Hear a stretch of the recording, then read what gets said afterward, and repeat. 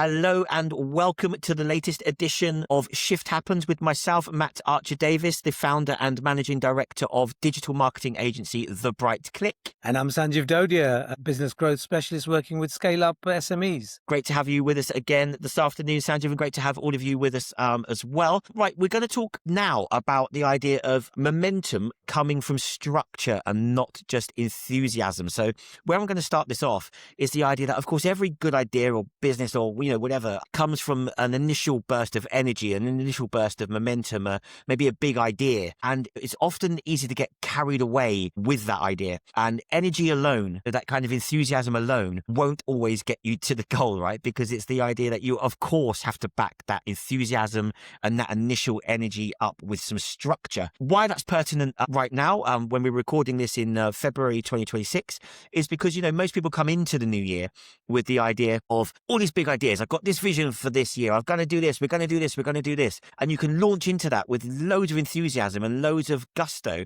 But of course, what happens 5-6 weeks into the year when that enthusiasm wanes a little bit, when the structure isn't there, you start to drift. Yeah, exactly right. We see it in not just business, but in life, right? New Year's resolutions and determination to join the gym and so on. Gyms full and so on. But by mid to end February, there's the space in the car park again. It's a familiar pattern, isn't it? At the start of the year and so on. You're exactly right, Matt. And so what happens? I guess life happens. Problems surface. Things don't go as you planned. You get disrupted and deviated, and so energy, motivation, whatever you call it, enthusiasm fades. And that's where I think what we got to rely on structure and process. James Clear, Atomic Habits fame, talks about you don't rise to your level of your goals, you fall to the level of your systems. And I think there's a lot of truth on that. It's that shift, Matt, that business owners who are on a scale-up journey need to make, because initially that drive, that motivation is what gets them to a certain level. Typically you can get a business to £1 million if we think about professional services, really driving most things yourself. But try getting from a million to 5 or million to 10 with just that. Not possible, right? So I think you have to shift from being a business doer to a business designer, a system designer of your business. And we can elaborate on that. Yeah, that's a great way of describing this. I think that, it's like the difference between startup and scale up, isn't it? As you say, it's that idea that momentum and energy and vision can get you so far at the beginning. But in order to grow beyond that, you need those kind of systems in place. The enthusiasm trap. The idea that, you'd have like a big vision and, examples of that might be like, vague comments, broad comments, like, we need to grow sales. We need to improve our culture. We need to be more strategic. Or like, on the personal level, you've used the gym example there. I want to get fitter. Like, they're kind of broad terms, aren't they? Sort of like, vision, enthusiasm will get you so far with that, right? But then, if you just go along on the path of I want to get fitter, like, if you don't put some structure behind that, then within a few weeks, of course, your enthusiasm, your energy for getting fitter will wane unless you have taken the time to commit yourself to a gym routine of booking some sessions into a gym, sticking to a routine, putting that into your diary, making that part of your week. If you haven't done that, you lose that structure, then, that's, as you say, the car park in the gym suddenly becomes emptier after a few weeks, right? That's exactly right. So the idea is you got to fall back on the process to keep the momentum, right? That the process of the habits, the routines, the diary disciplines to keep you going with the tracking and measuring the metrics that bring the accountability. And I think that's what we've got to focus on in the business is those structures, those frameworks, those processes to enable that shift. Otherwise, we're in the sort of the whole kind of the seesaw and so on. And that's hard work to keep kind of just picking it back up and doing the restart. And I think actually it saps the organizational energy and resource doing it that way. So I think that there's better ways of driving it. Absolutely. And you mentioned a case study when we were speaking off air that might kind of be interesting to kind of analyze here in terms of a Yeah, client of yours. I've got a couple. I've got a few examples, but one recent one. There are very established organization, going for a couple of decades and so on, and started work with the directors. And it's interesting, for example, in one area, sales director who's got 7 direct reports is so involved transactionally and reactively in everything that's going on in the deals with the customers, with the kind of operational detail. But there's very little structural there from what I've assessed and what I've diagnosed. It's all very reactive. So Mm, I'm just coaching him through this transition process to shift mm, from being the chief salesperson to being the designer of a predictable, repeatable sales engine with processes defined and team meetings and one-to-ones and a really good cadence around pipeline and deal management and all the metrics, the scorecard to show us how things are progressing and who's progressing, so that he can take a more diagnostic sort of look at what's working, what's not working, and then put more focus of his time and his senior people's time into addressing those process issues or training issues or system challenges rather than the transactions. So it's a big shift. It's a cultural shift. It's a mindset shift. And it's a behavioral shift and all sorts of disciplines. So quite a lot of work. I'm not saying it's going to be mm. overnight, but if that shift doesn't happen, then plateau that they found themselves in will continue, because not enough focus is going on the strategic growth. It's just the hamster wheel of keeping. Absolutely. I think that's a great shout. I think the other thing here is around I think, like, we talked about habits, and you've mentioned sort of James Clear, etc., Atomic Habits. I think, another thing around the habitual thing is rhythm, right? It's that rhythm of weekly review, quarterly planning, default diary, regular leadership time. That structure creates cadence, right? And that cadence in turn creates confidence. And again, I can absolutely relate to this from my side of things. I mentioned, I think, on a previous podcast, the idea of how the structure kind of thing works in terms of product management or product launches. And I think it's really pertinent. I think it actually is a really quite decent analogy in that, if you sometimes with energy and vision and that kind of stuff, you imagine you come up with a product idea and you imagine you're so excited about the product idea, the launch. You don't put enough focus into building up to that launch. You just go gung ho and you launch without any market research, any kind of audience research, any operational kind of analysis and all that kind of stuff. If you just went in and launched the product and the product failed, well, it would be destined to fail, wouldn't it? Because you wouldn't have done enough, in the build up to that. In product management, they go through phases, what they call phases and gates, and you literally can't walk through one gate without completing the phase before that gate, and you walk through that gate into the next phase. And the idea is that you can't get, by the time you've come to the launch, if the launch fails, it's because something didn't happen as it should have done when you're going through those kind of initial gates. And I think that's a really good way of looking at it. Like, energy and vision without that structure, without that process, basically counts for nothing. And you're on a hiding to nothing if you're running only on momentum, only on that, right? So this is where I think that, having the wherewithal to create some accountability, to create some clear outcomes rather than just vague intentions, and to create some smart goals and some measurable milestones around that, and to compound those and to create the rhythm around that, right? Exactly right. You said it. It's a great example. That's how you minimize the risks, mitigate Yeah.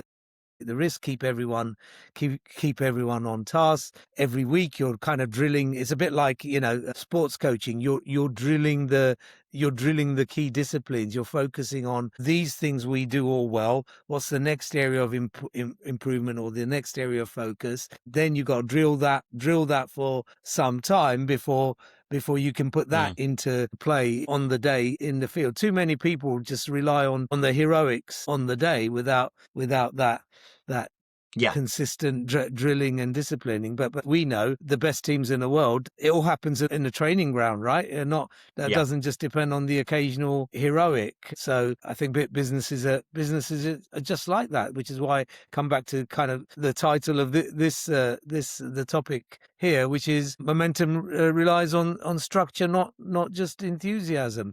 We've got to focus on, every business is a collection of processes, right? End to end Yeah. processes. Win business, deliver your promise to your customers, and look after the money. Look after those customers so that they stay with you for a long time. You could talk about any business with that sort of kind of end to end collection of processes. It's about how we get fine tune those processes and then get the team to operate those processes, those functions in a consistent way, to then return the rewards to the shareholders. I think we've got to start, as owners, we've got to start looking at businesses through that lens, not just the doing lens. You get the orders this month, and so on. That's the job, I think, of the operational team running the day-to-day function. That's not the owner's business. The owner's business is to design those processes and flows and pick those team members and continuously develop them so that you elevate them so that they can delegate, so everybody's Yeah. using their skills, knowledge, experience to their highest value, and not doing the same thing that they were doing 5 years ago, 10 years ago, because that's not a business that's growing if that's what you're doing. Absolutely that. I really like the idea as well, like, that structure removes what I would call, like, decision fatigue. Like, the fatigue that can come with decision. If you've got structure, it isn't a kind of like a case of saying, well, do I feel like doing this today? Or I wonder what I can do today that helps me towards my vision, towards this big goal. That the structure basically is, no, this is what's going to happen today because it's scheduled. Like, this is in the diary. Like, and that sounds really obvious, doesn't it? But like, sitting down at your desk with your big idea and going, right, I've got the energy to do this, but I can't make a rational decision around it because I don't know what to do next. I don't know. I'm lurching from this to that to this. Whereas, the structure of those decisions, the structure around the vision and the goal, you already know what's coming if you've done that properly, right? Yeah, totally, Matt. And look, again, relating back to the personal and the gym example, if your diary tells you you got to be in the gym at 6:30 and you start your working day at 8 o'clock, and your bag is packed the night before, and it's already by the door, you are massively increasing your chances of getting to that gym that day. If you have to wake up and then think about it, shall I go, shall I not, I haven't packed yet, and so on, that interference is clearly going to get in the way of. Correct. That friction is clearly going to get in the way, and you'll talk yourself out of doing that thing more often than not. We've all seen it. We've all done it. So systemizing, structuring that. You talked about cadence with your team in the one-to-ones, with the scorecard showing us how we're tracking. They're all part of the answer. The diary disciplines, the default diary, the monthly review, the quarterly review, the end of year review. I think if we focused much more on those processes in every part of the business, sales, marketing, finance, operations, and all the people related processes, the outcomes take care of themselves. Completely. I was thinking a similar analogy, actually. It's the idea, like, and again, probably related to the start of the year, is I think, like, if you decided that you wanted to lose weight, you want to be healthy this year, you're going to make some dietary changes, then the structure of doing a shop, for example, on a Sunday, that's going to get delivered on a Monday morning, and is going to have all of your food that gets delivered there for the week, is going to get you to that outcome, because you're using the process of making sure that the healthy food arrived on Monday morning, was in your Yeah. fridge, was in your cupboards. Now, if you didn't do that shop on a Sunday, and every Monday evening at about 5 o'clock, every evening, 5 o'clock, 6 o'clock, you're like, oh, I wonder what I'm going to have for dinner because I haven't thought about it yet. The chances of staying healthy at that point are Yeah. dropping through the floor, right? Because you're going to have to get something quickly. Maybe you're not going to have to go to the shop that you would like to go to. Maybe the takeaway option creeps in a little bit. Ready meal delivery, takeaway. It Yeah, becomes the exactly. most attractive option, right? Yeah. Perfect example. But it absolutely relates to business. The other thing, Matt, you know, the neuroscience of how our brains work. If we tell our subconscious brain, but by focusing on this is the one thing that I really want to impact and move the dial on tomorrow. So in my on the business time, my 1 hour, 90 minutes, 2 hours, whatever that I've got in the business, this is the thing I want to tackle, which is broken down into ABC steps. We go to sleep with having determined that our subconscious brains will work on it while we sleep. And so you wake up with clarity and focus the next day with exactly what you're going to be doing. We all have those moments where ping, the light, the bulb goes on, and it's no accident, right? It's because we've designed it. We've thought about it. And I think that if we were much more intentional, deliberate and structured in how we do, especially business owners, not 5% of our time, but the more you can do that, the more you're going to move the dial faster and scale and actually have bigger impact doing less work. Who doesn't want that? Absolutely. Who doesn't want that? Correct. You mentioned the phrase, the one thing there, Sanjeev, and I'm going to ask you for your book recommendation. Is it The One Thing by Gary Keller? Oh, yeah. Gary Keller's One Thing, fantastic, because it talks about that. Or there's The Essentialism by McEwen, forget the first name. They just talk about that discipline I mentioned in the last time we spoke. John Doerr's measure what matters. They're all fantastic reads on this topic. There's one more that I'll throw in, which is this idea that as business owners, we should always be thinking about who, not how. Right. This idea that where we've got challenge to address or a gap to fill or an opportunity to fill, rather than thinking of ourselves as being the actor, kind of getting stuck in and doing it. How about we think about who's the skill set that I need to bring on board, whether it's in-house or freelance or outsourced or fractional and so on. Who's already got that knowledge, that experience that I could deploy. And if they don't, then how can I get them up to speed with it quickly so that my time as the owner is really leveraged? Yeah, so that's another great book. And you'll ask me who wrote it. Dan, don't know. Who Not How is the book anyway. Who, not how is fine. We will, I'm sure we can Google it and find out. So we're going to leave on the idea that sustainable businesses aren't built by motivated people. They are built by structured people, I think is like a good way. I mean, you can obviously be motivated, but you got to have that. You can't be motivated alone, I think is the key there, right? You've got to put some structure in place. So as always, Sanjeev, thank you so much. Really great to be chatting with you as always today. To everybody watching this and listening to this, thank you also. And we'll look forward to seeing you on a future episode of Shift Happens. In the meantime, thanks a lot and see you again soon.